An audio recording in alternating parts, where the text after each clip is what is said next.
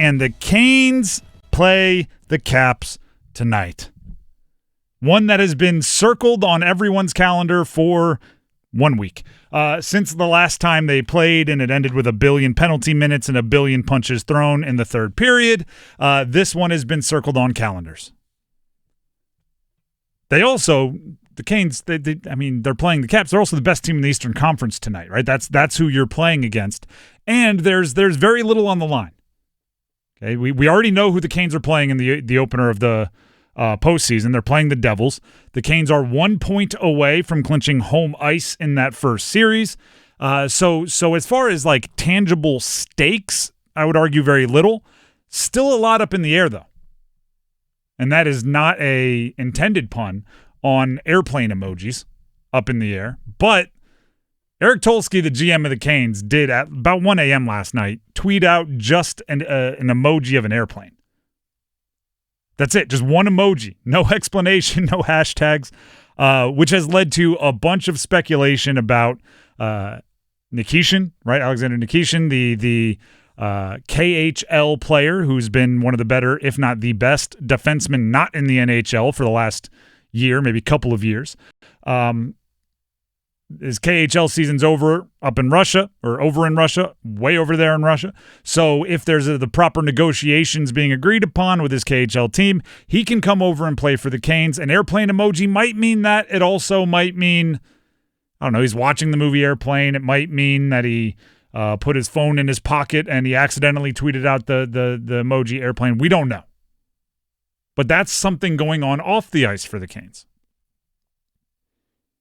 On the ice, they're playing the Caps. On the ice, they're on a 3-game losing streak. On the ice, there's been a dip.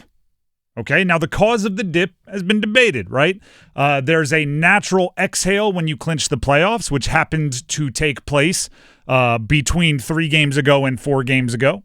Like as they ended the 4th game, that clinched the postseason. So then the next 3 games all are, you could argue, during that exhale period, which would allow for some explanation as to why they've lost the last 3. Ironically, that Caps game. Yeah. Which, by the other thing we need to make sure we mention is the Canes played unbelievable in that game.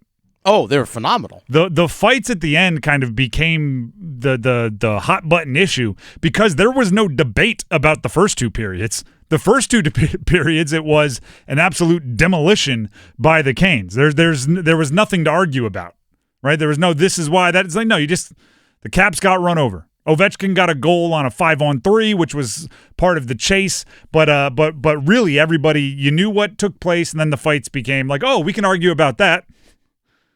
All the other stuff, there's nothing to argue about. That's a knockout. But over here, we can argue about this, so that's what it became. Canes and Devils are playing in the first round. We know that. Does that change the mentals at all? It's like less. You know who you're playing. You know who you're preparing for. It's interesting, right? If you are arguing that it's between the ears, maybe a letdown, an exhale, whatever you want to call it, over the last 3 games. Does that mean just we have 5 more and it's just going to be chilling because they've pretty much clinched whatever they need to clinch? Like starting next game, should Eric Tolsky and Rod Brind'amour call up everyone from Chicago and just have Jarvis take 1 period up in the booth with Mike and Tripp and like really lean into it? Because if you're not playing well due to an exhale, which is natural, actually, matter of fact, let's go ahead and play the audio from Rod Brind'amour talking about the bit of a letdown after clinching a playoff spot earlier this week. That's human nature. I mean, I think you see it every team. That's pretty much, once you push so hard from September to get to, everybody wants to play in the playoffs. I mean, but you can't. That doesn't just happen. Like, you have to push, and then once you know you got that, there's this human nature, or I think everyone just takes a little breather, and it's not a ton, but it's enough that you don't quite get the results you want, and then we know we have to find that again. Does it have to happen tonight? Not necessarily, and we know that, but that's what we're trying to do. That was from earlier today from Rod Brind'amour talking about the human nature side of you've clinched and now what? If you're okay with that, I mean, I'm not saying I'm not. I do think you consider really throttling it down. Like don't pretend, right? If it's like, hey, you know what? Human nature is to chill. Lean into it, right? Where's Robida? Right? Lean into it. Where's Scott Morrow? Get those guys out there because, Brent Burns is old. Get him less minutes. I know you're not going to sit him because of the streak, but have Morrow take a few of those extra minutes, or whoever you want to put out there, a few of those extra minutes.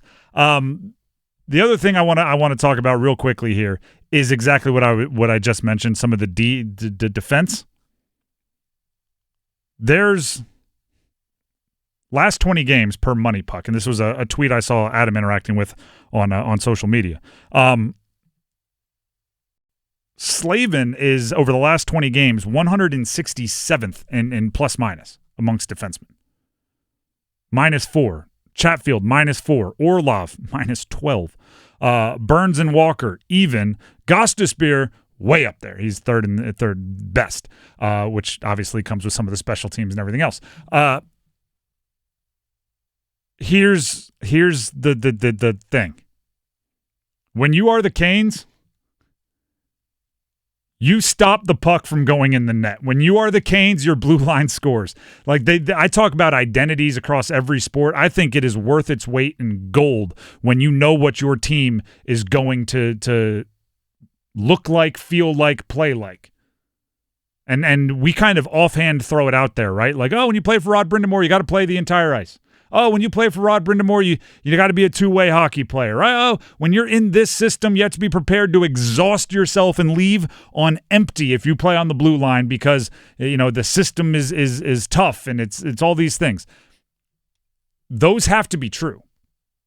I'm not saying they aren't. Again, we've just talked about all the mental and the context and the nuance that goes into it.